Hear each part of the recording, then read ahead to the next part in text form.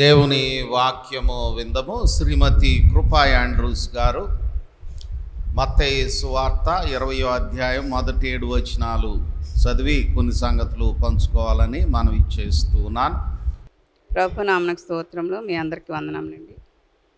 ఈరోజు వాక్య పఠనంగా మొదటగా ఏర్పరచబడిన భాగము మత్తయి సువార్త 20వ అధ్యాయము 1 నుంచి 7 వచనములు చదువుకున్నాం.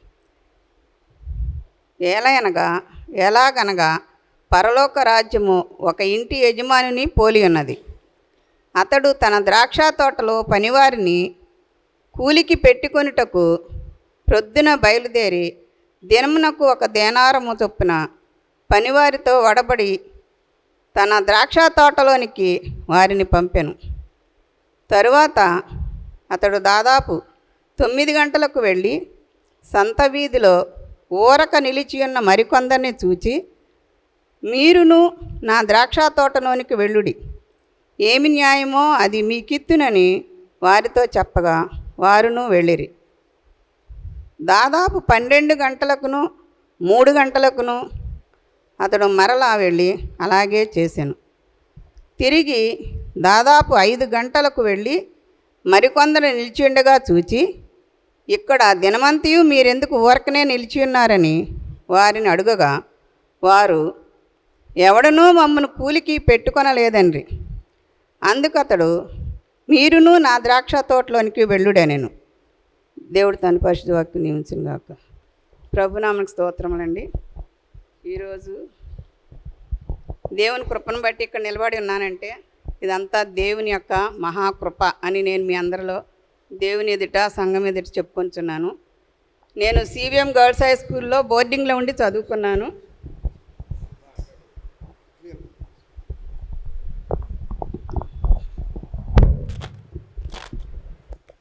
ప్రభునామకు స్తోత్రములండి. మీ అందరికి వందనాలు.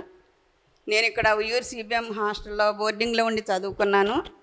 తదుపరి నర్సింగ్ చేశానండి. సిబిఎం బేతెల హాస్పిటల్లో నర్సింగ్ చేశాను. దేవుని కృపను బట్టి 25 ఇయర్స్కే నాకు దేవుడు గవర్నమెంట్ జాబ్ అనుగ్రహించాడు. అది ఏంటంటే బీసీసీ పోస్ట్ ఒకటే ఒకటి. ఆ ఒక్క పోస్టు దేవుడు నాకు అనుగ్రహించాడని నేను ఎంతో గర్వంగా చెప్పుకొంచున్నాను.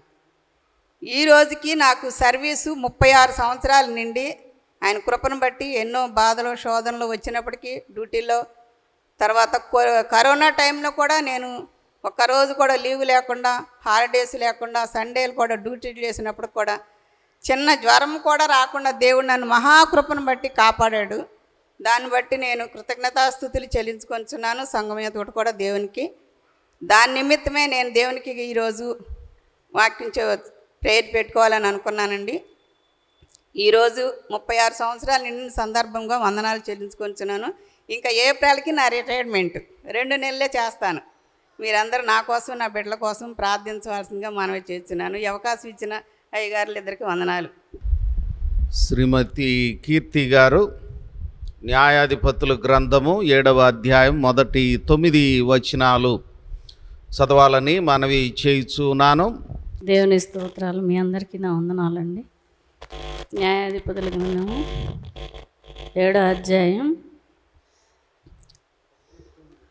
1 నుంచి 9 వచనాలు చదువు. అప్పుడు నిర్భాయలు అనగా గిద్యోనును అతనితోనున్న జనులందరినూ వేకువన లేచి హెరోదు బావి యొద్ద దిగా లోయలోని బోరి కొండకు ఉత్తరముగా మిద్యానీయులను దండుపాళెం వారికి కనపడెను. యెహోవా నీతో నన్ను జనులు ఎక్కువ మంది నేను వారి చేతికి మిద్యానీయులను అప్పగింప తగదు. ఇశ్రాయేలు నా బాహుబలము నా రక్షణ కలగజేసుకొనుకుని నా మీద అతిగా స్పందించుదురేమో. కాబట్టి నీవు ఎవడు భయపడి వణుకుచున్నాడో వాడు త్వరపడి గిలాదు కొండ విడిచి తిరిగి వెళ్ళవలని జనులు విన్నట్లుగా ప్రకటించమని గిద్యోనుతో సెలవిచ్చెను. అప్పుడు జనుల్లో నుండి 22,000 మంది తిరిగి వెళ్ళిపోయారు. 10,000 మంది నిలిచి ఉండగా యెహోవా జనులు ఇంకా ఎక్కువ మంది నీళ్ళెద్దుకు వారిని దిగుచేయమని అక్కడ నీ కొరకు వారిని శోధించెదను. ఇతడు నీతో కూడా పోవాలని నేను ఎవని గురించి చెప్పుదునో వాడు నీతో పోవాలని ఇతడు నీతో పోకూడదని ఎవరిని గురించి నీతో చెప్పుదునో వాడు పోకూడదని గిద్యోనులతో సెలవిచ్చెను. అతడు నీళ్ళ యొద్దకు ఆ జనమును దిగజేసినప్పుడు యెహోవా గతికినట్లు తన నాలుకతో నీళ్లను గతికిన ప్రతివాన్ని త్రాగుటకు కాళ్లను కృంగిన ప్రతివాన్ని వేరువేరుగా ఉంచమని గిద్యోనుతో సెలవిచ్చెను. చేతితో నోటికి అందించుకున్న గతికిన వారి లెక్క 300 మంది. మిగిలిన జనులందరూ నీళ్లు త్రాగుటకు మోకాళ్లను కృంగిరి. అప్పుడు యెహోవా గతించిన 300 మంది మనుషుల ద్వారా మిమ్మును రక్షించదనని మిద్యానీయులతో నీ చేతికి అప్పగించదనని జనులందరూ తమ తమ చోట్లకు వెళ్ళవచ్చునని గిద్యోనుతో సెలవిచ్చెను. ప్రజలు ఆహారమును బొర్లోనున్న పట్టుకొనగా అతడు ప్రజలందరినీ తమ గుడారములకు వెళ్ళనంపెను గాని ఆ 300 మందిని నిలుపుకెను. మిద్యానీయులు దండు లోయలను అతనికి దిగువగా నుండెను. ఆ రాత్రి యెహోవా అతనితో ఇట్లను, నీవు లేచి దండు మీదకి పొమ్ము, నీ చేతికి దాన్ని అప్పగించదనని పోవుటకు నీ భయం అయిన ఎడల. ఈ వాక్యం దేవుడి వెనుకలో దీవించు. దేవుని స్తోత్రాలండి. మీ అందరికీ నా వందనాలు. జాన్సన్ అయ్య గారికి, పాల్మార్కయ్య గారికి నా వందనాలు. ఈరోజు మా వారు పుట్టినరోజు.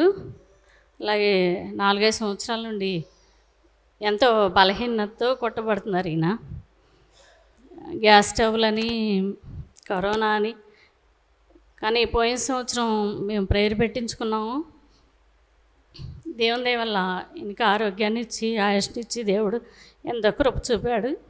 అలాగే మేము గృహం కట్టుకుని కొన్ని రుణాలు ఉన్నాం. ఆ రుణాలు కూడా దేవుడు తీర్చాడు ఈ సంవత్సరం. దేవుడికి వేలాది వందనాలు ఏమిచ్చి ఆయన రుణం మేము తీర్చుకోలేము. ఆయన చేసిన గొప్ప కార్యాలు ఎన్నో ఉన్నాయి మా పట్ల. ఈయన విషయంలో అయితే దేవుడు సేవ చేయాలి, ఈయన పరిచర్య చేయాలి అని చెప్పాడు నాతో. చెప్తే నేను ఈయనైతే మాట్లాడరు. జాన్సన్ అయ్య గారు చాలాసార్లు వాక్యం కంఠస్థ వాక్యం అంటే నేను చదవనయ్య గారు నాకు భయం అంటారు. ప్రభువా ఈయన భయపడతారు, ఈయన వాక్యమే చదవరు అని అంటే దేవుడు చెప్పాడు అనమాట నాతో, పేతురు వలె ఆశీర్వాదం, మోషే వలె వాగ్దానం, సొలొమోనుకు వలె ఆయనకి జ్ఞానమును వివేకమును అనుగ్రహిస్తానమ్మా అని చెప్పాడు. అలాగే దేవుడు మా పట్ల చేసిన కార్యాలను బట్టి, ఈయనకి ఇచ్చిన ఆరోగ్యాన్ని బట్టి, ఆయుష్ని బట్టి నీకు స్తోత్రాలు. అలాగే మా మామగారు కూడా పోయిన సంవత్సరం సెప్టెంబర్ 17వ తారీఖు కాలం చేశారు. అందుకు అయ్యగారు ప్రార్థన చేస్తారు ఎంతో.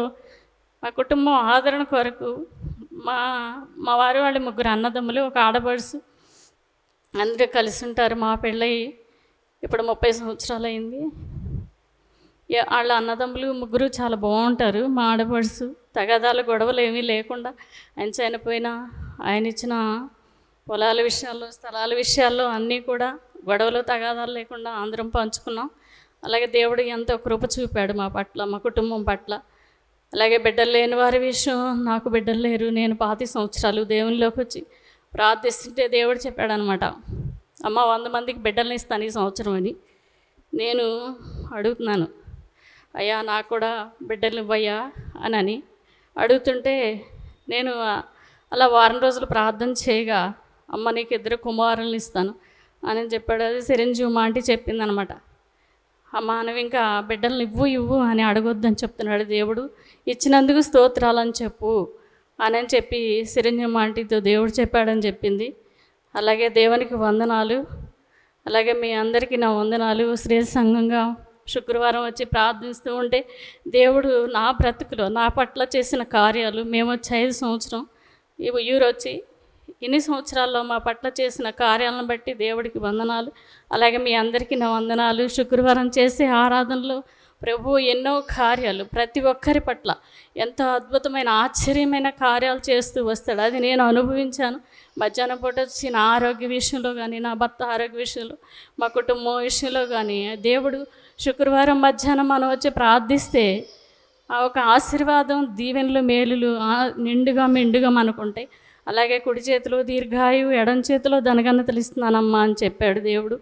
అలాగే మోషే ప్రార్థించినట్లు నువ్వు ప్రార్థించవమ్మా, నీ యొక్క ప్రార్థన ఆకాశానికి అంటింది చూడు అని చెప్పాడు దేవుడు. అలాగే దేవుడితో నేను తెల్లవారుజామున లేసి 3 గంటల ప్రార్థిస్తూ ఉంటాను. అలాగే నైట్ అంతా కూడా నేను ఎక్కువగా నిద్రపోను, ప్రార్థన చేస్తూనే ఉంటాను. దేవుడు ఏం దర్శిస్తాడా, ఏం మాట్లాడతాడా అని చెప్పేసి ఎప్పుడు నా ఒక మనసు, నా ఆత్మ కూడా దేవునితో ఎప్పుడు ఏకోభిమై నేను ప్రార్థన చేస్తూ ఉంటాను. అలాగే మా పట్ల చేసినందుకు దేవుని స్తోత్రాలు. జోనాల్డ్ శామ్యుల్ గారు అంకులు మా ఫ్యామిలీ గురించి పరిచయం చేయమని అడుగుతున్నారు. ఎందుకంటే జోనాల్డ్ శామ్యుల్ గారి తల్లిగారు బేబీ సరోజిని గారు కోల్వెన్లో పుట్టారు. వాళ్ళ తల్లిగారు మార్తమ్మ గారు, తండ్రి గారు శామ్యుల్ గారు. జువ్వనపూడి కుటుంబంలో నుండి వచ్చిన ఫ్యామిలీ.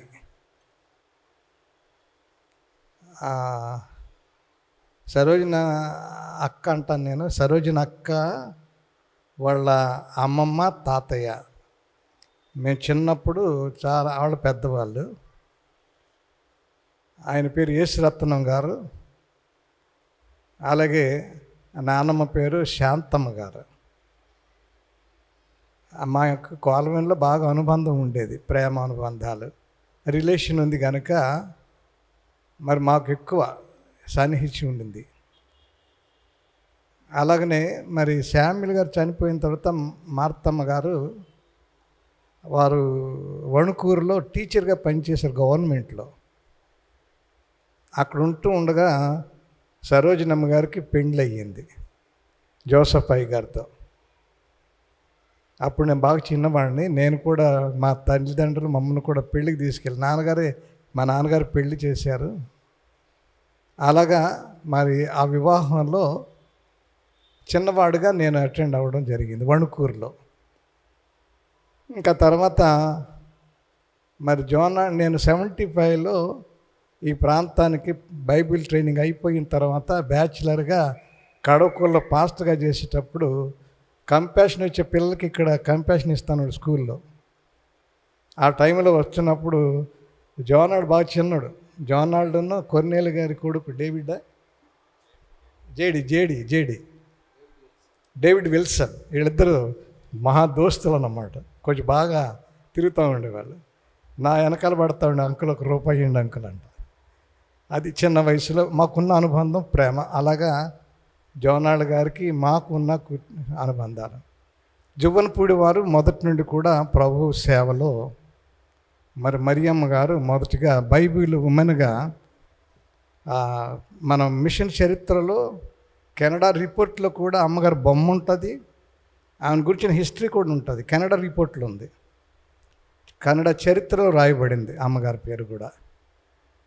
అలాగనే అద్దెపల్లి వారు మరి జోసఫ్ అయ్య గారి యొక్క తండ్రి గారు మిషక్ గారు, వారు కూడా పాస్టర్ గారుగా దేవుని సేవలో ఉన్నటువంటి వారు. అందుచేత జువ్వనపూడి వారికి సేవలో పాలిభాగస్తులే, అద్దెపల్లి వారు కూడా సేవలో పాలిభాగస్తులు. ఆ రీతిగా వారి కుటుంబంలో మరి పెద్ద పాప ఉంది, నాని అంటారు. మరి ఆ నాని ఇప్పుడు తండ్రి గారిని చూసుకోవడానికి మరి దేవుడు ఆ బిడ్డను ఏర్పరిచారు. మరి జోనాల్డ్ శామ్యుల్ గారు పాస్టర్ గారు అవ్వాలని వాళ్ళ నాన్నగారు కోరుకున్నారు. కానీ మరి ఆయన ఈరోజు వాక్యం చెప్తున్న పాస్టర్ గారికి వాక్యం చెప్తారేమో అనుకుంటున్నాను నేను. గనక వారు మనతో ఉంటుంది, చాలా సంతోషం. మరి నానిని, మరి జోనాల్డ్ గారిని, మరి వారి కుటుంబాన్ని, జోయల్ బాబు పరిచయను, అలాగనే మరి జయశీల అన్నాజీ కుటుంబాన్ని ప్రభు ప్రత్యేక దీవించి ఆస్వాదించని కోరుతున్నాం. మరి వారు వాక్య పరిచయకి వెళ్ళక ముందుగా చిన్న ప్రార్థన చేస్తాను. దయగల తండ్రి, ప్రేమల దేవా, నీ బిడ్డ, మా ప్రియ బిడ్డ, సంఘ సెక్రటరీగా ఎన్నో సంవత్సరాలు పరిచర్య చేసిన జోనాల్డ్ శామ్యుల్ గారు నీ వాక్యాన్ని అందించబోతుండగా నీ ఆత్మాభిషేకంతో నీ దీనదాసుని బలపరిచి నీ వాక్య సందేశం నీవు మాకు అందజేయమని, వినుచున్న మాకు గ్రహించే శక్తి దయచేయమని యేసు పరిశుద్ధ నామమున అడిగి వేడుచున్నాను తండ్రి, ఆమెన్. జోనాల్డ్ శామ్యుల్ గారు.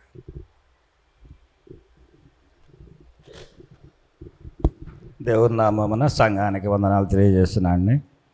మరి ఈరోజు వాక్యం ప్రకటన చేయాలని కారణం ఏంటంటే మా అమ్మగారి పుట్టినరోజు ఈరోజు. మా అమ్మగారి పుట్టినరోజు అవటం వలన ఈరోజు వాక్య పరిచయం చేయాలని నేనే అనుకున్నానండి. పాస్టర్ గారు అడగలేదు. చేయాలని మా అమ్మగారి కోరిక, మా అంగగారి కోరిక కూడా అదే. వాక్య పరిచర్య జరగాల, దినాలు తద్దినాలు కాదు, వాక్య పరిచర్య చేయాలనేదే వారి ఆశయం.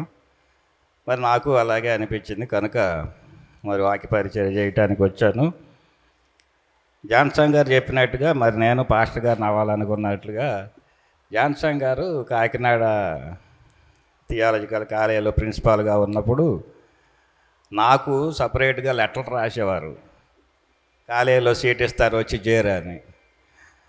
తర్వాత 4 లెటర్లు అయిపోయాక తర్వాత వచ్చి పేరు ఇచ్చి వెళ్ళిపో, నేను సర్టిఫికేట్ నీకు ఇస్తానన్న. అక్కడి వరకు మరి నన్ను వెంటాడారు.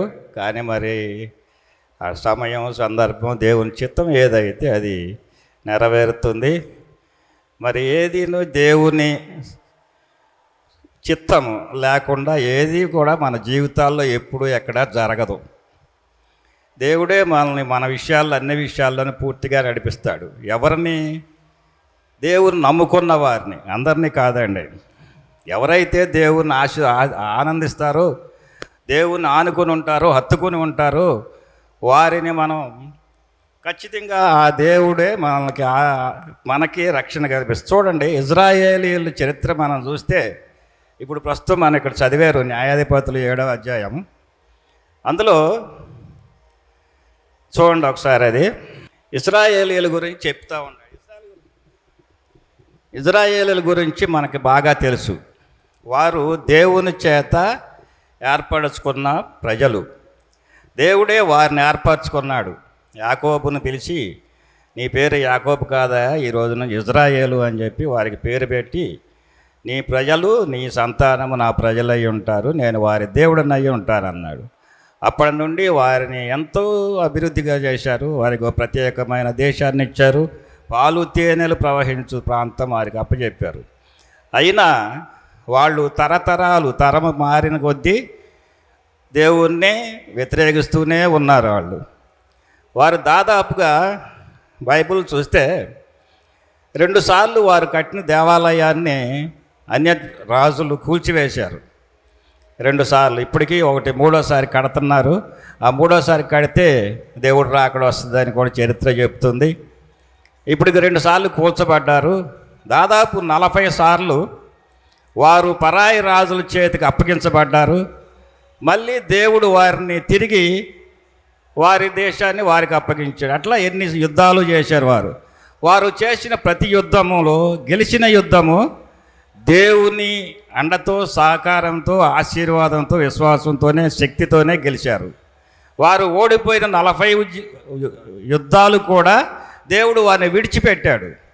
ఇప్పుడు ఇక్కడ అదే చెప్తున్నాడు. చూడండి 7వ అధ్యాయంలో గిద్యోను అనే అతను ఒక ఇజ్రాయేలీయులే. వారి ఇజ్రాయేల్ రాజ్యాన్ని ఇక్కడ మిద్యానీయులనే రాజుకిను, ఇంకా ఆ తూర్పు దేశంలో ఉన్న రాజులకిను,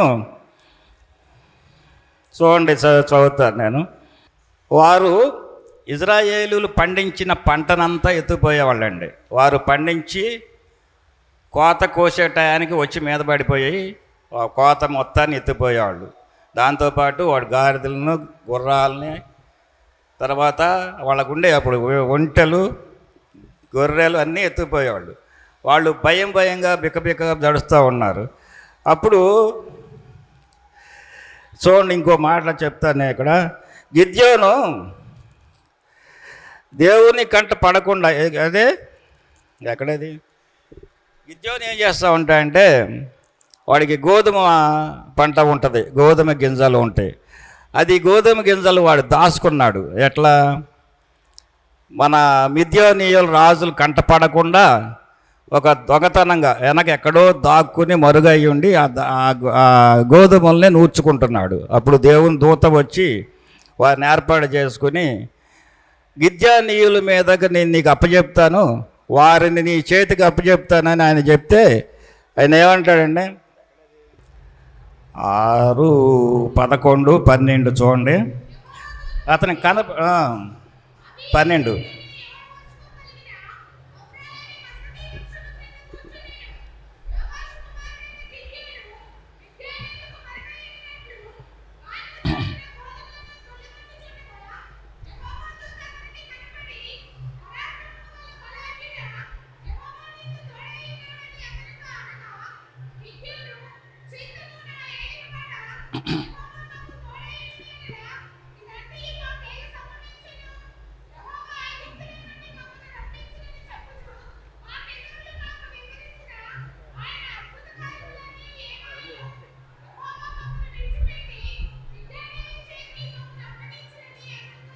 చూడండి, యెహోవా మాకు తోడై ఉన్న ఎడల ఇదంతయు మాకేలా సంభవించను. చాలా దుర్భరమైన స్థితిలో ఉన్నారు ఇజ్రాయేలీలు. దానికి కారణం యెహోవా వారిని విడిచిపెట్టాడు. విడిచిపెడతాం కాడు. ఇజ్రాయేల్ని ఎన్నిసార్లు యెహోవా దేవుడు విడిచిపెట్టాడు? ఎన్నోసార్లు ఇజ్రాయేల్ దేవుని మీద తిరుగుబాటు చేశాడు. అదే యెహోవా దేవుడు అంటాడు, ఈ ఇజ్రాయేలీల తిరుగుబాటును గురించి చెబుతూ ఇజ్రాయేలీల విషయమై అవిధేయులైన వారి కొరకు నేను దివారాత్రములు దినమంతయు నా 2 చేతులను సాచి ఉన్నానని చెప్తాడు. అయినా వారు అనేకసార్లు దేవునికి వ్యతిరేకంగా జరగటం, మళ్ళా తిరిగి దేవుడు వాళ్ళకి వీళ్ళు మొరపెట్టినప్పుడు, ఎప్పుడైతే వీరికి శ్రమలు వస్తాయో అప్పుడు వారు మొరపెడుతున్నారు. మళ్ళీ వాళ్ళకి రాజ్యాలను అప్పచెప్తున్నాడు. మళ్ళీ కొంతకాలం అది వాళ్ళకి ఒక ఆట అయిపోయింది వాళ్ళకి. అయితే ఆ పరిస్థితిలో ఉన్న ఇప్పుడు ఈయన దేవుడు చేస్తున్నాడు. ఇప్పుడు వీళ్ళు గిద్యోను ద్వారా వారికి స్వేచ్ఛను కలగజేస్తున్నాడు. అయితే ఇక్కడ ఏం చెప్తాడు చూడండి, 7వ అధ్యాయం మొదటి నుంచి. వారి దగ్గర సైన్యం ఉంది గిద్యోను దగ్గర. అయితే ఆ సైన్యం వలన గిద్యోనీయులు వారి చేతికి అప్పగించబడితే అది వారు అతిశయిస్తారు. వాళ్ళు ఏమని, మేమే స్వయంగా మా రాజ్యాన్ని మేము సంపాదించుకున్నాము, మేమే వారిని జయించామని అతిశయానికి వెళ్తారు. అందుకే యేసుక్రీస్తు గిడియోను యొక్క సైన్యాన్ని తగ్గిస్తాడు. అవతల వారి సైన్యానికన్నా దాదాపు అవతల వారు 30,000 మంది ఉంటే వీళ్ళు 300 మంది. 300 మంది సైన్యాన్ని తగ్గించి ఆ 300 మందితోనే దేవుడు గిద్యోనీయుల మీద వీరికి విజయాన్ని చేకూరుస్తారు. అక్కడ ఏం కనిపిస్తుంది మనకి? మన జీవితాల్లో కానీ ఏదైనా ఎప్పుడైనా మన విజయం, యుద్ధమే కానీ ఆత్మీయ జీవితమే కానీ ఏదైనా జరగాలంటే, మనం అభివృద్ధి చెందాలన్నా దేవుని సహకారం లేకుండా, దేవుని శక్తి సామర్థ్యాలు మనకు తోడ్పడకుండా మనం ఏది చేయలేం. ఒకవేళ మనంతటికి మనం ఏదన్నా చేయకోగలిగితే దేవుడిని మనం విస్మరిస్తాం. దేవుడిని ఎప్పుడైతే మనం విస్మరిస్తామో దేవుడు మనల్ని వదిలేస్తాడు. కనుక మనం చేసిన ప్రతి కార్యము, మన జీవితాల్లో మన జరిగింది ఏది, ప్రతిదీ దేవుని వలన మన జరిగిందనేది మనకి ఇక్కడ దేవుడు ప్రత్యేకంగా తన ఉనికిని, దేవుని యొక్క ఉనికిని చూపించడానికి కోసం ఇజ్రాయేలుల చేత, ఇక్కడ గిద్యోను చేత, న్యాయాధిపతుల గిద్యోను చేత మిద్యానీయుల మీద విజయాన్ని సాధించారు యేసుక్రీస్తు దేవుడు, యెహోవా దేవుడు. దీనికి కారణం ఏమిటంటే దేవుని ఉనికిని ఎన్నిసార్లు వారు కళ్ళారా చూసినా ప్రతిసారి వారు వ్యతిరేకంగానే, దేవునికి వ్యతిరేకంగానే నడుచుకుంటున్నారు. కనుక ఇక్కడ ఇదే చెప్తున్నాడు దేవుడు. దేవుడు సహాయం లేకుండా మానవులమైన మనం ఏమీ చేయలేం. దేవుడు తన ఉనికిని నిరూపించుకోవడం కోసమే అతి తక్కువ మంది సైన్యంతో అతి బలమైన మిద్యానీయులని మీద వీరికి విజయాన్ని చేకూర్చారు. ఈ అంశాన్ని మనం ఇక్కడ తెలియజేస్తుంది. అలాగే ఇక్కడ చూద్దాం ఇజ్రాయేలీల గురించి. ఇంకా ఇప్పుడు కొత్త నిబంధన ఈరోజు చదివిన వాక్య భాగం చూడండి. మత్తయి సువార్త 20వ అధ్యాయం.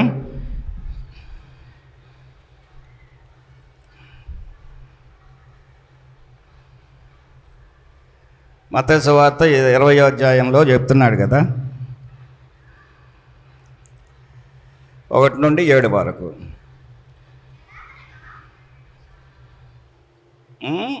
1 నుంచి నేను చదువుతాను అన్న. మత్తయి సువార్త 20వ అధ్యాయం 1 నుంచి 7 వరకు.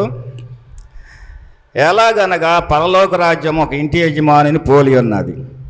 అతడు తన ద్రాక్ష తోటలో పనివారిని కూలికి పెట్టుకున్నటకు ప్రొద్దున బయలుదేరి దినమునకు ధ్యానారము చొప్పున పనివారితో ఒడబడి తన ద్రాక్ష తోటలోనికి వారి పంపాను.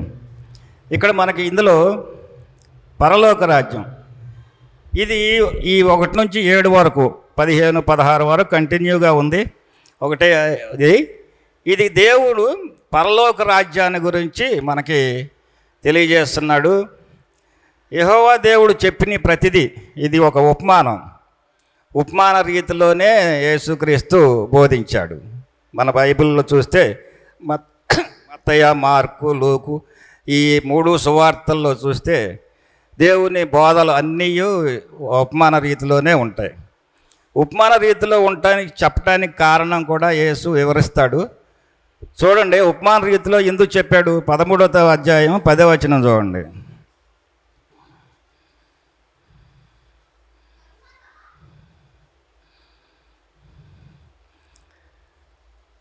పదమూడు 34, 35. మత్తయి 13, 34, 35.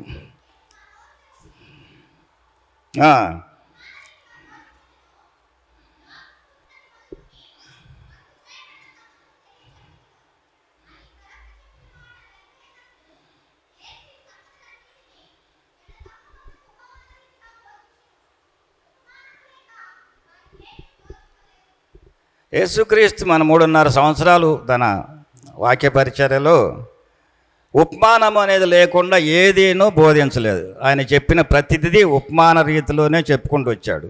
ఈ రకంగా యేసుక్రీస్తు చెప్పిన ఉపమానాలు ఈ 3 సువార్తల్లో చూస్తే 30-35 వరకు ఉన్నాయండి. అన్నీ ఉపమాన రీతిలోనే ఉంటాయి. ఈ ఉపమానంలో ఉన్నాయి వీరికి అర్థమయ్యే కాదు. ఎవరికి? శిష్యులంతా పామర్లు, మనకు తెలిసిందే. వారికి అర్థమయ్యేది కాదు. అప్పుడు యేసుక్రీస్తుని అడుగుతారు. చూడండి 10వ అధ్యాయం, అదే 13, 10లో చూడండి.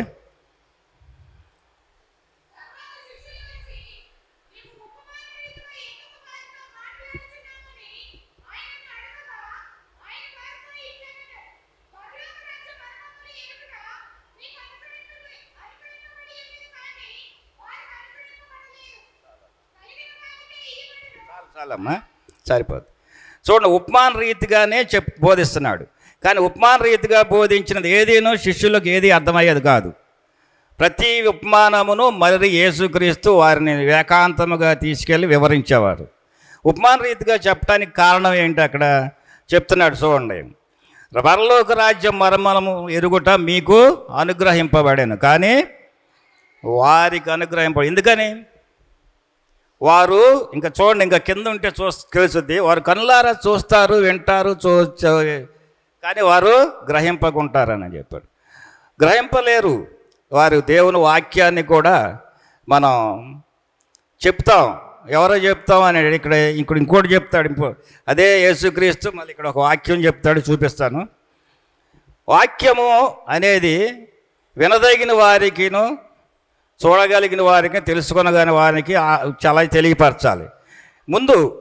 ముందుగా ఇప్పుడు అపోస్తుడైన పౌలు అంటాడు, మొదటిగా యూదులకును గ్రీసు దేశస్థులకును ఉపదేశము బోధించవాలన్న. ముందు వారు తెలుసుకోవాలి. ఎందుకని? వారు దేవుని చేత ఏర్పరచుకోబడిన జనాంగం. ఇజ్రాయేలీలు ఎప్పుడు దేవుని చేత ఏర్పరచుకున్నారు. దేవుని చేత ఏర్పరచుకోబడిన మనుషులే, ప్రజలే దేవునికి వ్యతిరేకంగా ఉంటున్నారు. ముందు వారు అనుకూలంగా దేవునికి, వారు దేవుని స్వాధీనంలో దేవుని చెప్పిన విధానంగా వారు ఉంటేనే మనం ఎవరికైనా చెప్పగలం. అర్థమవుతుంది కదండి? ముందు దేవుని చేత ప్రత్యేకంగా ఏర్పరచుకోబడిన జనాంగం మనకు అందరికీ తెలుసు. అది బైబిల్లో ఉంది, అందరికీ తెలుసు. వారే దేవునికి వ్యతిరేకంగా ప్రవర్తిస్తున్నారు. ముందు వారికి వాక్య పరిచర్య జరగాలి. అంటే ఇక్కడ ముందు మనకే వాక్య పరిచర్య జరగాలి. క్రైస్తవులు అని చెప్తున్నాం, దేవుని వాక్యాన్ని వింటున్నాం, ఆరాధనకు వస్తున్నాం, అయినా ఇంకా వాక్య పరిచర్య జరగాల్సింది ఇక్కడే. వీరు చెదిరిపోయిన గొర్రెల వరే ఉన్నారు అని చెప్తాడు దేవుడు. వారిని చూసి జాలి పడుతున్నారు. కాపరి లేని గొర్రెల వరే విసిగిపోయాను, వారిని చూసి కనికరపడి ఏమంటాడు చూడండి. అది కూడా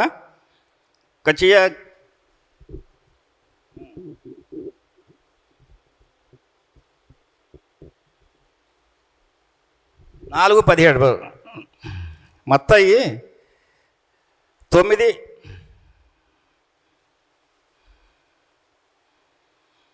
అన్ని వాక్యంలోనే చూద్దామండి.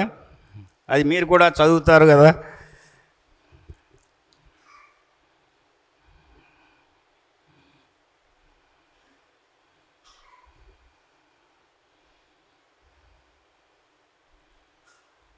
తొమ్మిది 36, 38.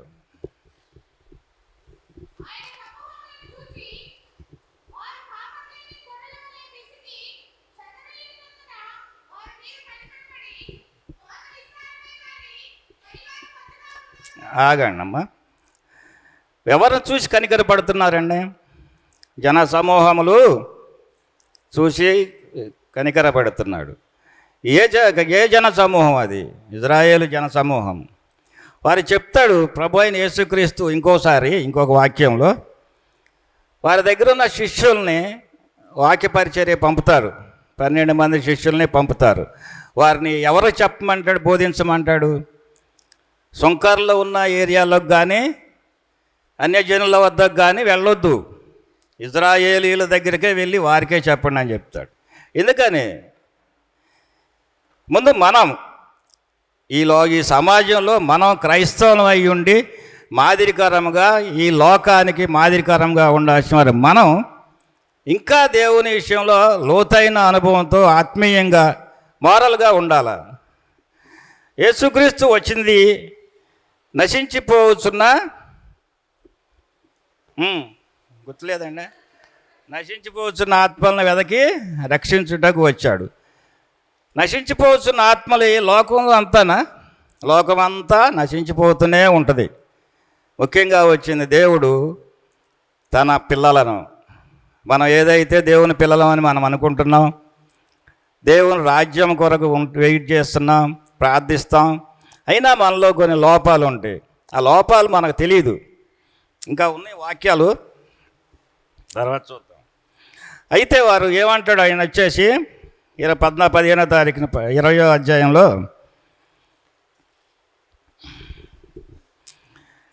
ఏం చేశాడండి? పొద్దున్న బయలుదేరి దినమున ఒక ధ్యానారము చొప్పున పనివారితో ఓడబడి దాని ద్రాక్ష తోటలోనికి వారిని పంపాను. ఎవరిని పంపారండి? పనివారిని. పనివారు ఎవరు? ఇక్కడ ద్రాక్ష తోట అనేది పరలోక రాజ్యం ఒక ఇంటి యజమాని పోలి ఉన్నది. అంటే పరలోక రాజ్యము ఇంటి యజమాని. పరలోక రాజ్యానికి యజమాని ఎవరంటే దేవుడు, యెహోవా దేవుడు. యెహోవా దేవుడు ఏం చేస్తున్నాడు? తన ద్రాక్ష తోటలో పనివారిని, ద్రాక్ష తోట అంటే ఇక్కడ మనకు ఉపమానం. ఈ ద్రాక్ష తోట అనేది బైబిల్లో ఒక ముఖ్యమైన పాత్ర పోషిస్తుంది. దాదాపు బైబిల్ 60 సార్లు రాసి ఉందండి ఇది. ద్రాక్ష తోట, ద్రాక్షవల్లి. యేసుక్రీస్తు అంటాడు, నేను ద్రాక్షవల్లిని, మీరు తీగలు. ద్రాక్ష ఒక పంట పూర్తిగా పక్వానికి వచ్చేది ఎప్పుడండి?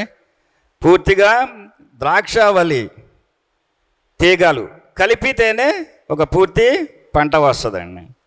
దేవునితో మనతో దేవుడు ఏకమైనప్పుడే అది ఫలిస్తుంది. ఒక ద్రాక్ష ఒక్కటే దేవుడు మన కొరకు చేశాడు. ఇప్పుడు మనకు అదే చెప్తాడు. ఇప్పుడు దేవుడు మన కొరకు, యేసుక్రీస్తు మన కొరకు సిలువలో తన రక్తమును గార్చి మన పాపమును మొత్తాన్ని తుడిచివేసి మన శాపగ్రస్తుల నుండి విమోచన కలిగించాడు. మనం ఎక్కడ ఉండాల్సిన వాళ్ళం? మన పాపాలకు లెక్కలను అప్పచెప్పి నరకంలో ఉండాల్సిన వాళ్ళం. మనల్ని రక్షించాడు. యేసుక్రీస్తు రాకపోతే మనం అందరం నరకంలో ఉండేవాళ్ళం. ఇంకేదైనా డౌట్ ఉందేమో కానీ నాకు లేదండి. దేవుడు మనం రక్షించాడు. మనం ప్రకటించాల్సింది అదే. పౌలు చెప్తాడు, యేసుక్రీస్తు సిలువ మరణము నిరర్థము కానేరకుండానట్లు నేను వాక్చాతుర్యము లేకుండా మరి ఏ విషయం లేక అదొక్కటే నేను వాక్యాన్ని ప్రకటిస్తున్నానంటాడు. అదొక్కటే, ఇంకేమీ చెప్పలేదంటే. సిలువ మరణము నిరర్థకము కాకూడదు, దాన్ని ప్రకటించాల. అది ప్రకటించబడాలి. దేవుడు కూడా సర్వలోకములకు వెళ్ళి సర్వసృష్టి సువార్త. ఏంట సువార్త? సువార్త అంటే ఏంటంటే వాళ్ళు తెలుసా? మంచి మాట. జనరల్గా మంచి మాట అంటే సువార్తే. అది ఏంటది? ముందు మనం చాలా తీక్షణంగా ఆలోచించుకోవాల్సింది. సువార్త ఎవరికి సువార్త? నశించుచున్న వారికి అది వెరితనంగాను, అది మనకు సువార్త. అది మరి మనకు వెరితనం కాదు కదా. రక్షింపబడిన వారు మనం ఏం చేయాలా? ఇప్పుడు అదే యేసుకి ఇక్కడ చెప్తున్నాడు, ద్రాక్ష తోటలో పనివారు. చూడండి, ఇప్పుడు చేయని తోట కోత విస్తారమే కానీ పనివారు లేరు. ఎవరు పనివారు? దేవుని వాక్య ప్రకటన చేసేవారు పనివారు. ఇక్కడ ఏం కనిపిస్తుంది? ద్రాక్ష తోట అనేది ఈ లోకంలో దేవుని పనిని తెలియపరుస్తుంది మనకి. ఈ లోకంలో దేవుని పనిని మనం బలపరచాలి. మనం ఎప్పుడైతే బలముగా దేవునితో కలిపి ఉంటామో అప్పుడు మనం బాగా ఫుల్ ద్రాక్ష తోటగాను ఫలించు ఫలముగా ఉంటాం. తీగలు ద్రాక్షావళి రెండు కలిస్తేనే కదా మన దేవునితో సంబంధించి ఫలింపబడాల. దేవుని సిలువ నిరర్ధకము కాకూడదు. బైబిల్ మొత్తం అంశం అంతా అదేనండి. మనం ఎంత చదివినా, ఇక్కడ ఎన్ని ఉపమానాలు చదివినా, ఆయన చదివిన 30 ఉపమానాలన్నీ పరలోక రాజ్యం గురించే చెప్పాడు. క్రీస్తు కూడా మొట్టమొదటగా 30 సంవత్సరాల వయసులో ఉపవాసం ఉండి 40 రోజులు 40 దినములు 40 రాత్రులు ఉపవాసం ఉండి వాక్య పరిచర్య మొదలుపెట్టారు. ఆ వాక్య పరిచర్యలో యేసుక్రీస్తు మొట్టమొదటిగా నోరు తెరిచి చెప్పింది ఏంటంటే, ఏం చెప్పాడు? మొట్టమొదటి మాట, ఇదిగో పరలోక రాజ్యము. చూడండి, మత్తయి 4:17.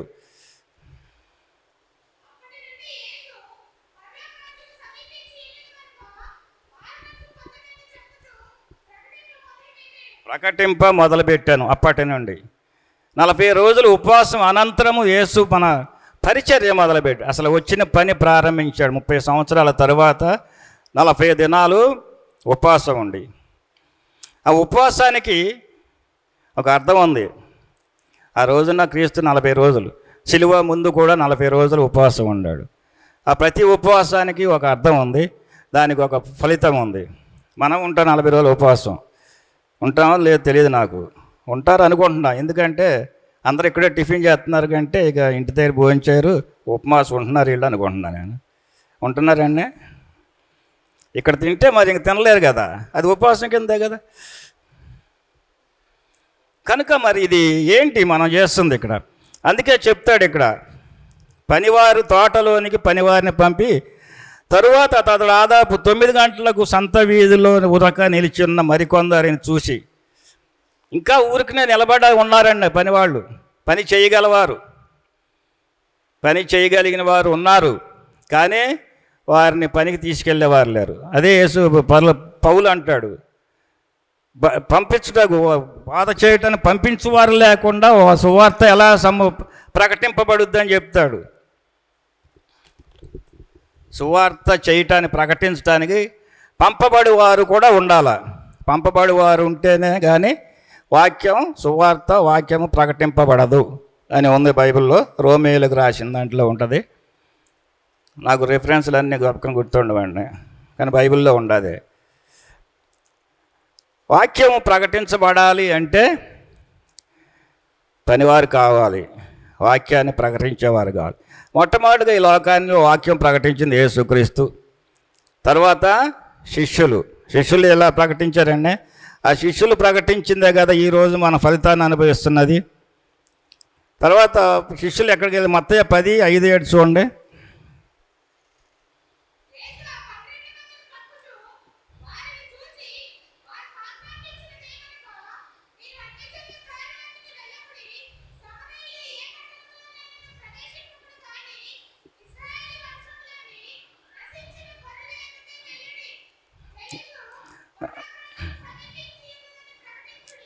ఏమని ప్రకటించమన్నాడండి? ఇజ్రాయేల్ ఎవరండి? యేసుక్రీస్తు పుట్టముండుండా జనాలయ్యి. వారికి ఏమని చెప్పమంటున్నారండి? పరలోక రాజ్యము సమీపించున్నదని బోధించుడి. ఇజ్రాయేలులకు మాత్రమే. ఎందుకని? మిగిలిన వాళ్ళు మనుషులు కదా అంటే, ముందు దేవుని పిల్లలుగా పిలువబడుతున్న మనం దేవుని అనుసరిస్తున్నామా? దేవుని వ్యతిరేక మాదిరికరంగా ఉంటున్నామా? ఎలా ఉంటున్నాం మనం ఈ లోకంలో? మనకు మాదిరికరంగా ఉంటున్నామా లేదా అనేది మనం చూసుకోవాల్సిన అవసరం. చాలా విషయాల్లో మనం త్వరపడతాం. చెప్పుకుంటూ పోతే చాలా ఉన్నాయి. ఇజ్రాయేలీలకి ఇప్పుడు మనకి చాలా సంబంధం ఉందండి, చాలా పోలికలు ఉన్నాయి. వారు అట్లాగే యేసు ప్రభు వారిని యెహోవా దేవుడు ఐగుప్తు దేశంలో నుండి తీసుకొచ్చి ఎర్ర సముద్రాన్ని రెండుగా చేస్తే సముద్రం దాటి వెళ్ళినాక ఏం చేశారండి? దూడం చేసుకుని గంతులేస్తున్నారు. ఎంత అద్భుతం అది! సముద్రం రెండు పాయలుగా చేసి అందులో నడిపించాడంటే ఎంత అద్భుతమైన కార్యాన్ని చూసి కూడా మళ్ళీ యువతలకు వచ్చి డాన్సులు వేస్తున్నారండి దూడం చేసుకుని. వారి మనస్సు అలాంటిది. ఈనాటి క్రైస్తవులు కూడా అలాగున్నాం. మనం ఉన్నాం ఈరోజు క్రైస్తవులం అయినా మనం కూడా మన మిషనరీ వాళ్ళు రాకపోతే మనం ఎక్కడుండేవాళ్ళం? మిషనరీ వారు వచ్చారు, మనకిచ్చారు. మనం ఎక్కడో ఉండాల్సిన వారిని మనం పిలిచి మన పేర్లు ఎలా ఉండేది తెలుసండి? మా తాతగారి మా ముత్తాతల పేర్లు నేను 4వ జనరేషన్ 5వ జనరేషన్ అండి. మా తాత వాళ్ళ తాతయ్య మారు మనసు పొందాడు ఫస్ట్. తాతయ్య వాళ్ళ తాత ఎప్పుడు బిగినింగ్లో ఫస్ట్ జనరేషన్లో వాళ్ళ పేర్లు ఏంటంటే ఏరమ్మ, ఎంకమ్మ, పెంటమ్మ, సుబ్బమ్మ ఏయో ఉండే. వారందరికీ మిషనరీ వారు మంచి పేర్లు పెట్టారు. మరియమ్మ, మార్తమ్మ, దావీదు, యోహాను, మత్తయ్య అని మంచి పేర్లు పెట్టి మంచి బట్టలు వేసి యేసు ప్రభుది యెహోవా దేవుడు ఇజ్రాయేలీయులకు ఇచ్చినట్లుగా మనకు ఒక పెద్ద స్థలాన్ని ఇచ్చాడు. ఇదంతా ఇదే. అయితే ఏమవుతుంది, ఇప్పుడు జనరేషన్ మారిపోయేటప్పటికి ఆ పేర్లు నెక్స్ట్ జనరేషన్కి వచ్చేసరికి ఇంగ్లీష్లో పెట్టుకున్నారు వాళ్ళ పిల్లలకి.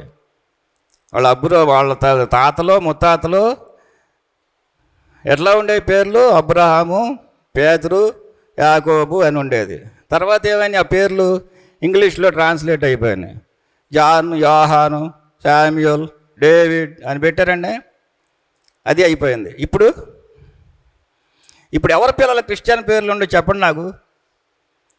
ఇప్పుడు ఏ ఒక్క పేరు చెప్పినా అది మా అబ్బాయి పేరే మా అమ్మాయి పేరే అనుకుంటారు మీరు. అదే జరుగుతుంది. ఇజ్రాయేలీలు అలాగే దేవునికి వ్యతిరేకంగా ఎన్నో కార్యాలు చేసి ఎన్నోసార్లు దేవుని చేత విడిచిపెట్టబడి అన్య చేతుల్లో బాధలు పడి అన్యులు ఎన్నిసార్లు 44 సార్లు ఎత్తుపోయారని బానిసలుగా. అయినా వాళ్ళు మరి అవన్నీ మనకి చెప్పబడుతున్నాయి. కారణం మనం దాన్ని దృష్టిలో ఉంచుకొని మనం నడుచుకోవాలి. మనం ఎందుకు పడిపోతున్నామంటే మరి మనం సాధారణంగా ఈ లోకంలో జీవిస్తున్నామంటే మన అనేక సమస్యలు ఉంటాయి, అవసరాలు ఉంటాయి, పరిస్థితులు ఉంటాయి. ఏది ఏమైనా దేవుని శక్తితో కాకుండా మానవులుగా మనం ఏమీ చేయలేం. అదే ఈ న్యాయాధిపతుల్లో చెప్పబడింది. దేవుడే వారికి విజయాన్ని చేకూర్చాడు. న్యాయాధిపతులే కాదు, మొత్తం ఆ న్యాయాధిపతులు అన్నింటిలోనూ ఆ గ్రంథంలో అన్నింటిలో అదే రాయ జరుగుతుంది. ఇక్కడ మనం ఈ వాక్యం చూస్తే ఇందులో ఇంకా పనివారు కావాలి. పనివారికి కూలి కూడా ఏర్పాటు చేశాడండి దేవుడు. మన వాక్య పరిచయమే కాదు, వాక్య పరిచయం చేసేవారికి ఫలితం కూలి కూడా ఏర్పాటు చేశాడు. ఏం చెప్తాడు చూడండి. 9 గంటలకు ఒకసారి వచ్చాడండి. తెల్లవారుజామున అయిపోయిన తర్వాత 9 గంటలకి ఒకసారి వచ్చారు. మళ్ళీ ఎందుకు వచ్చాడు? కోత విస్తారముగా ఉన్నది. పొద్దున్నే మాట్లాడుకున్నవారు పనివారు చాలా ఇంకా ఉన్నారు, ఇంకా కోత కొయ్యాల్సింది ఉంది. 9 గంటలకు వచ్చారు. కొంతమంది దొరికితే మళ్ళీ వాళ్ళని తీసుకెళ్ళాడు. మళ్ళీ 12 గంటలకు వచ్చారు, మళ్ళీ 5 గంటలకు వచ్చారు, మళ్ళీ 3 గంటలకు వచ్చారు, తర్వాత మళ్ళీ 5 గంటలకు వచ్చారు.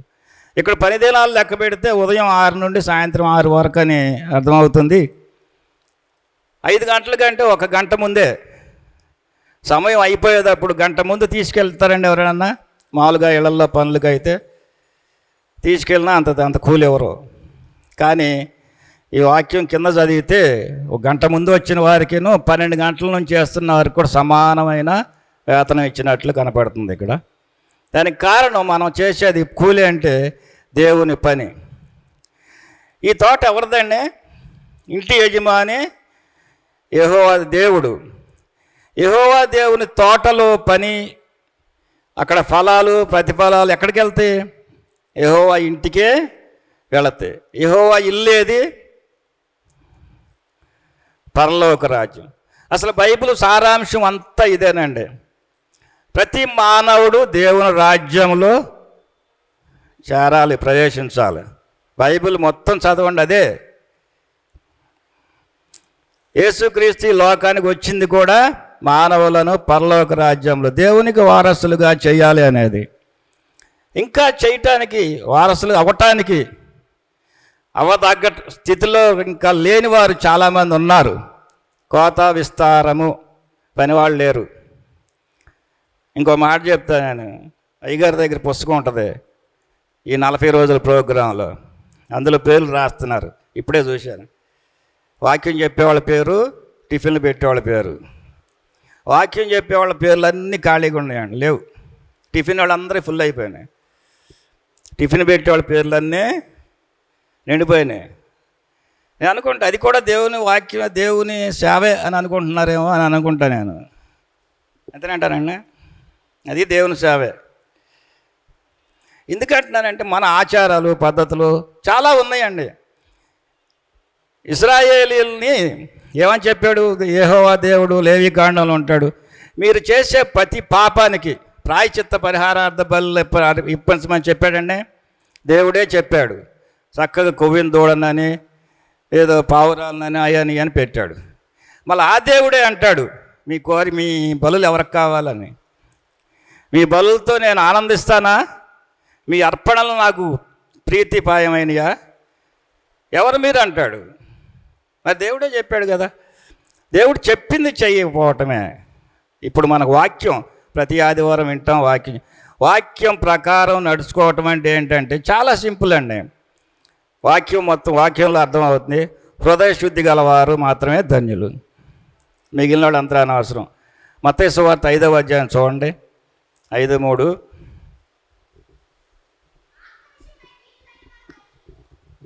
అందులో చూడండి అమ్మా, ప్రత్యేకంగా కొన్ని చెప్తాను నేను మీకు. మత్తయి సువార్త 5:3 ఉంటుంది. చూడండి, ఆత్మ విషయమై దీనిలో అయిన వారు ధన్యులు. ఉండండి, నేను చదువుతాను. దుఃఖపడువారు ధన్యులు. అవునమ్మా. సాత్వికులు ధన్యులు. నీతి కొరకు ఆకలి దప్పులు గలవారు ధన్యులే. కనికరము గలవారు ధన్యులే. హృదయ శుద్ధి గలవారు ధన్యులే. సమాధాన పరువారు ధన్యులే. నీతి నిమిత్తము హింసించవాడు ధన్యులే. ఇక్కడ చూడండి, అన్ని ధన్యతలే. ఆత్మ విషయమై దీనులైన వారు ధన్యులు, పరలోక రాజ్యం వారిది. అవునమ్మా. మిగిలిన ఎవరు పరలోక రాజ్యం లేదు. ఉందా? లాస్ట్లో ఉంటుంది. నీతి నిమిత్తము నా కొరకు, నా నామమున నా కొరకు నీతి నిమిత్తము హింసించబడేవారు ధన్యులు. అది యేసు ప్రభు చెప్పింది మొదటి నుండి. ఎప్పుడైతే యేసుక్రీస్తు శిష్యులు చెప్తాడో, నా వల్ల మీకు అనేక హింసలు పడతాయి, నా వల్ల మీరు హింసించబడినప్పుడు, దూషించబడినప్పుడల్లా మీరు ధన్యులు. చూడండి, దుఃఖపడేవారు ధన్యులు. దేని దుఃఖపడతాం? మన కోసం, మన ఇంటి కోసం. అందరూ ధన్యులే. ఏ ధన్యత ఏది అనేది మనం చదువుతాం. ఆత్మ విషయమై వారే ధన్యులు అని చెప్తున్నారు. ఆత్మ విషయం ధన్యులు అంటే ఎప్పుడైతే మన హృదయాలోచనలు యేసుక్రీస్తు కానీ దేవుడు కానీ వాక్యంలో మనం చదివితే మనుషులను చూసినప్పుడు వారి ప్రవర్తన కాకుండా వారి హృదయాలనే చూస్తున్నాడు. అన్ని విషయాల్లో చాలా చోట్ల రాసి ఉంది. అవునా? హృదయాలనే, దేవుడు వారి హృదయాలనే చూస్తాడు. మన ప్రవర్తన, మన యాక్టివిటీస్ అది కావాల్సినవి కాదు. ఈ లోకంలో మనం ఏదో చేస్తూ ఉంటాం. వారి హృదయ ఆలోచనలే దేవుడు చూస్తాడు. వాడి హృదయములు కఠినమైనవి. అవునండి, చాలాసార్లు చెప్పారు కదా, వాక్యంలోనే ఉంది, బైబిల్లో ఉంటుంది అక్కడ. వారి హృదయములు నాకు విరోధముగా నున్నవి. ఉన్నాయండి ఆ వాక్యాలు. దేవుడు హృదయాలనే చూస్తున్నాడు. కనుక మన హృదయ శుద్ధి గలవారై ఉండాలి. హృదయ శుద్ధి కావాలంటే ఏంటి? ఇతరుల మీద తిట్టేస్తే హృదయం శుద్ధిగా ఉంటుందా? అసూయ, ద్వేషాలు, గలతీ పత్రికలు రాసి ఉన్నాయి చాలా. అవన్నీ మనలో ఉంటే అది హృదయ శుద్ధి కాదా? అవునా? మనం ధన్యతలు చూస్తాం, ఓహో ఇదైతే ధన్యం బాగుంటుంది అనుకుని. ఇది చూస్తాను నేను చాలాసార్లు, ఇది ఇస్తాను నాకు. నేను నిన్ను ఆశీర్వదించు వారిని ఆశీర్వదించేదను. ఇది నాకు వచ్చిందండి. ఎప్పుడు ఏ సంవత్సరం మరి? అవునా? ఏమంటారు దీన్ని? 1వ తారీఖున ఇస్తారు వాగ్దానం. ఎవరికి ఇచ్చిన వాగ్దానం? నేను నిన్ను ఆశీర్వదించు వారిని ఆశీర్వదించు. ఎవరికో ఆదికాండంలో ఎవరికో చెప్పాడు యేసుప్రభు, నాకు కాదు. ఆ సమయంలో ఆ సందర్భంలో వారికి దేవుడు వారిని ఆశీర్వదించాడు. అక్కడ జరిగిన సంఘటన అది ప్రింట్ చేసుకొచ్చి నాకు ఇచ్చేస్తే నేను చూసి ఏమనుకుంటాను? ఇది మోసమా? కాదు. క్రైస్తవ్యం మనం కొన్ని విషయాలు చాలా విషయాలు అదొక ఆనవాయితీ అయిపోయింది మనకి. అదొక ఆనవాయితీ అయిపోయింది. ఇలాంటి అంటే యేసుప్రభు చెప్తాడు, యాజకులు పరిచయులు వారు ఏం చేస్తారు? వారు చేసింది ఏది మీరు చెయ్యొద్దు, వారు చెప్పింది వినండి అంతవరకే అని చెప్పి. అవునా? ఉందమ్మా, వాక్యంలో ఉందా? యేసుక్రీస్తు వారే ఇజ్రాయేలునే దూషించాడు, ఇంకెవరినే కాదు. అన్యుల జోలికి వెళ్ళలేదు అసలు ఆయన. ఎందుకని?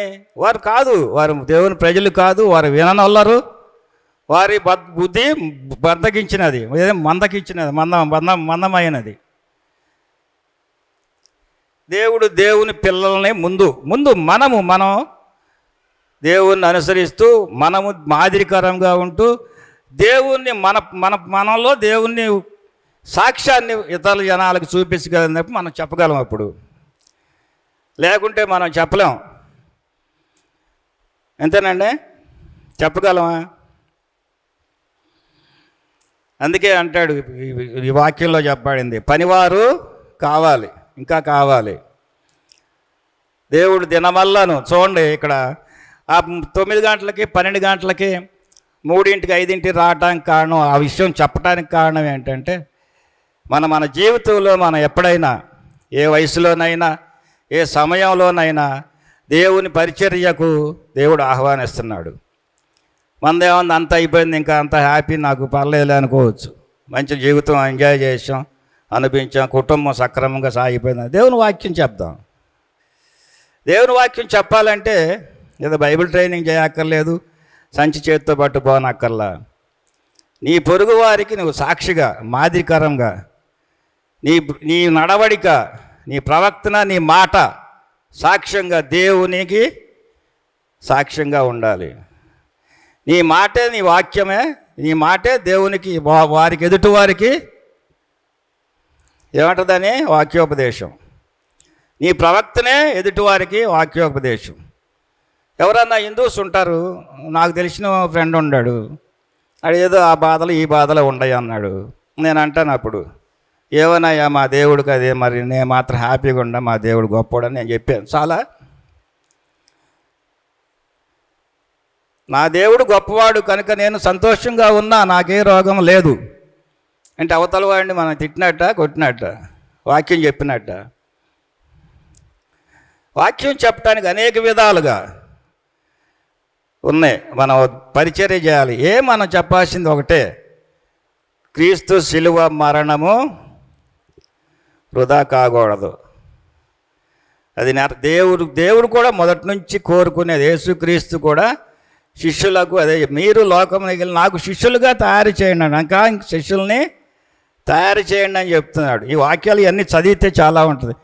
మత్తయి, మార్కు, లూకు, యోహాను, ఈ 4 సువార్తలండి. దేవుని చరిత్ర, దేవుని మొత్తం దేవుడు యేసుక్రీస్తు ఈ లోకంలోకి వచ్చినాక చేసిన పనులు 4 ఉన్నాయి. మొట్టమొదటిది మనం ఎలాగుండాలో చెప్పాడు మనకి. మనం ఏం చేయాలి, ఎలా ఉండాలి, ఎందుకు ఉండాలి, మన ప్రవక్త నడవడికి మొత్తం చాలా స్పష్టంగా చెప్పాడు. రెండవది పరలోక మర్మాన్ని చెప్పాడు. అంతకుముందు పరలోకాన్ని గురించి చెప్పిన వారు ఎవరూ లేరు. పరలోక మర్మాన్ని చెప్పాడు. దేవునికిను మనకిను మన మధ్యలో ఉన్న వారికి అనుసంధానం ఏమిటి, పరలోక రాజ్యం ఎలా ఉంటుందని చెప్పాడు. తరువాత పునరుద్ధానం, ముఖ్యంగా పునరుద్ధానం, మరణము అనంతరం జీవము గలదని. ఈ పునరుద్ధానం గురించి చెప్పిన తర్వాతే కదా లోకంలో ఎక్కువ మంది నమ్మింది. ఈ పునరుద్ధానాన్ని గురించి చెప్పిన తర్వాతే లోకంలో ఎక్కువ మంది నమ్మింది. ఎందుకంటే ఆ పేతురు, యోహాను, ఆ 7 శిష్యులు మేము కళ్ళారా చూచినదినో అయింది మాత్రమే చెప్తున్నాం, ఇంకేదీనో చెప్పట్లేదని. వారు చూశారు, వారు అనుభవించారు, వారు ఖచ్చితంగా చెప్పగలిగినారు వారి మాటలో. పేతురు ఒకసారి ప్రసంగం చేస్తే 3,000 మంది బాప్టిజం తీసుకున్నారండి. మనం చెప్తే 3,000 మంది కాదు, 3 పారిపోతారు. అవునా?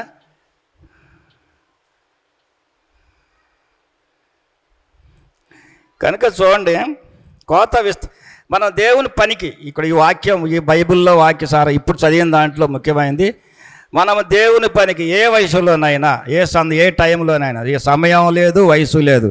ఇప్పటికీ మీరు రిటైర్డ్ అయిపోయామండి, ఇంకా మాదేముంది అనుకోవచ్చు. చెప్పండి, వాక్యాన్ని ప్రకటించండి. దేవుని కొరకు జీవించటం, దేవునికి బలమైన సాక్షులుగా ఈ లోకం. ఏదో సాక్ష్యం చెప్పడానికి గుళ్ళో సాక్ష్యం చెప్పేయటం కాదు. ముందు మనల్ని మనం క్రమపరుచుకుందాం.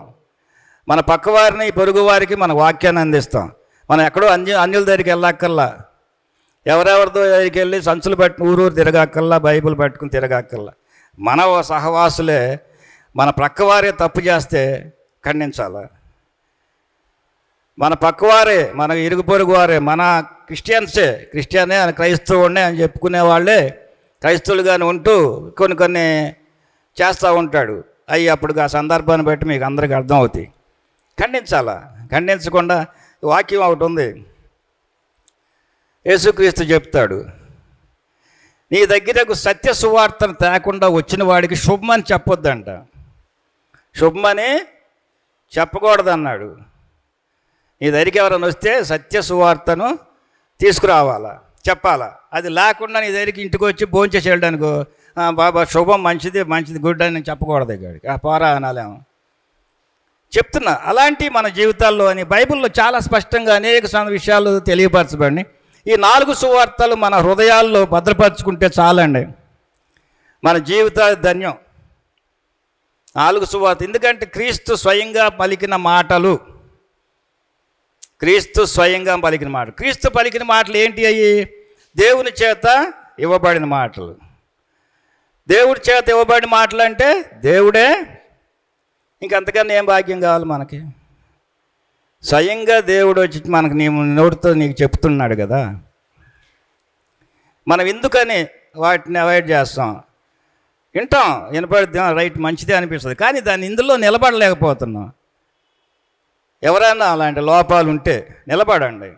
దేవుని కొరకు నిలబడాలి, దేవుని వాక్యాన్ని భద్రపరచుకోవాలా, దేవుని సాక్ష్యంగా మనం జీవించాలా. మనకి వాక్యం చెప్పేది కూడా అదే. కోత చాలా విస్తారంగా ఉంది. ఈ కోత అంతా ఎక్కడికి వెళ్ళుద్ది? దేవుని రాజ్యంలోకి వెళ్ళాలి. దేవుని రాజ్యంలోకి వెళ్ళాలనే దేవుని సంకల్పం. అందుకే పరలోక రాజ్యము యజమాని దేవుడితో పోలుస్తున్నాడు. కోత పనివారిని, కోతని మొత్తాన్ని పరలోక రాజ్యంలో చేర్చబడాలి. కనుక దేవుని సేవకై నిలబడాలనేదే ఈ వాక్య ఉద్దేశం. కనుక సేవ చేయటానికి సిద్ధపడదాం. సరే, ఒక మాట చెప్తాను మీకు. ఇప్పుడు 40 రోజులు ఉపవాసం ఉంటాం కదండి. యేసుక్రీస్తు 40 రోజులు ఉపవాసం తర్వాత వాక్య పరిచర్య చేశారు, చదివారు కదా. మనం ఇప్పుడు 40 రోజులు ఉపవాసం అయిపోయిన తర్వాత మన జీవితం రిమైనింగ్, ఇప్పుడు ఇందులో చెప్పినట్టుగా 5 గంటలకి పనికి వెళ్ళారు కదా, 5 గంటల పనికి వెళ్ళిన వాళ్ళు ఉన్నారు కదా, వాళ్ళు 1 గంటే చేసింది. రిమైనింగ్ బ్యాలెన్స్ లైఫ్లో మన జీవితంలో ఇప్పటి నుంచి వెనక్కి ఎంతకాలం ఉంటుందో తెలియదు కదా, ఉన్నంతకాలంలో కనీసం ఒక ఆత్మను సంపాదించదా? ఒక ఆత్మ, ఈ భూలోకంలో ఒక ఆత్మ రక్షింపబడితే పరలోకంలో ఏమవుద్దండి? ఏంటిది? గొప్ప విందు. మనం చేసుకుంటాం విందులు అయ్యి కాదండి, దీనికి దానికి చాలా తేడా ఉంటుంది. ఇక్కడ విందులు వేరు, ఎంత డబ్బు ఉంటే అంత చేసుకుంటా, అక్కడ అట్ట కాదు. ఒక్క ఆత్మ రక్షింపబడాలి. ట్రై చేద్దాం. మన జీవితకాలంలో ఈ 40 రోజుల ఉపవాసానంతరం ఉపవాస ప్రార్థనలో మనం దేవుడిని అడుగుదాం. దేవుడు సహాయం లేకుండా చేయలేము, అది మాత్రం వాస్తవం అండి. దేవుడు మనకు సహాయం చేయాలంటే మనం చిత్తశుద్ధితో హృదయపూర్వకంగా దేవుణ్ణి ఆహ్వానించాలా, దేవుణ్ణి అడగాల. మన జీవితకాలం రిమైనింగ్ మిగిలిపోయిన జీవితకాలంలో ఒక్క ఆత్మను సంపాదించడానికి మనకి ఈరోజు తీర్మానం చేసుకుంటామా? చేసుకోగలవా? చేసుకుందాం, ప్రయత్నిద్దాం, దేవుడిని అడుగుదాం. దేవుడు ఇవ్వాలి, నీ వల్ల కాదు, దేవుడు ఇస్తాడు. దేవుడికి అవసరమైతే ఇస్తాడు, ఇచ్చే జరుగుద్ది. మనకి ఇవ్వలేదంటే దేవుడు ఇవ్వనట్టే. ఇవ్వలేదు అంటే మనలో లోపం అన్నట్టు. దేవుడి వాక్యాన్ని దీవించును.